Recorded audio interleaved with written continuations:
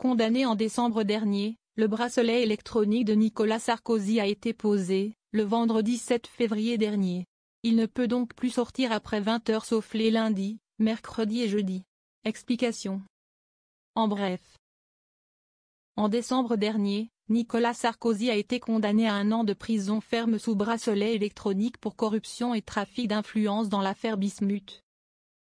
Il a le droit de sortir entre 8 h et 20 h, avec une extension jusqu'à 21 h 30 certains jours pour ses comparutions au tribunal de Paris concernant le financement libyen de sa campagne de 2007.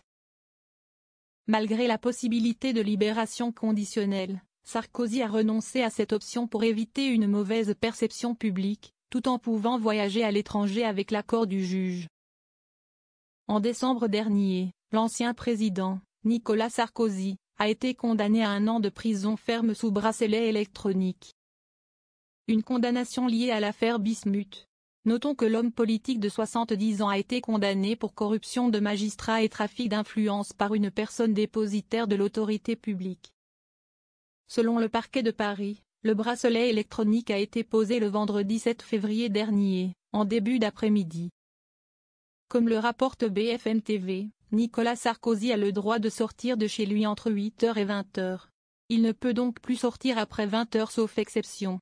En effet, il semblerait que la permission soit étendue jusqu'à 21 h 30 les lundis, mercredis et jeudis.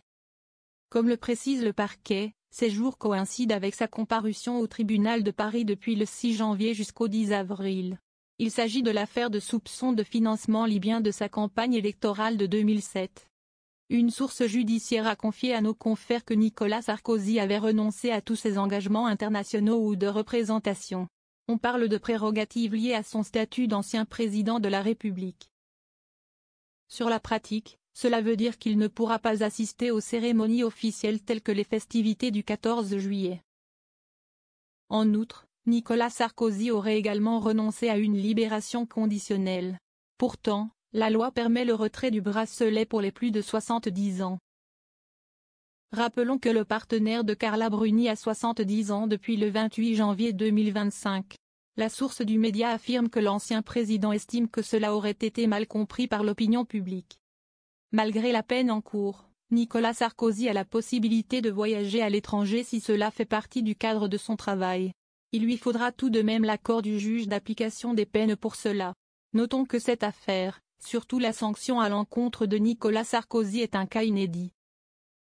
Rappelons que l'ex-chef d'État a été reconnu coupable d'avoir eu recours à Thierry Herzog, son avocat, et à Gilbert Azibert, un magistrat de la Cour de cassation. Cela afin d'obtenir illégalement des informations et ainsi influer dans l'affaire Bettencourt. Un deal qui comprenait un coup de pouce pour un poste honorifique à Monaco.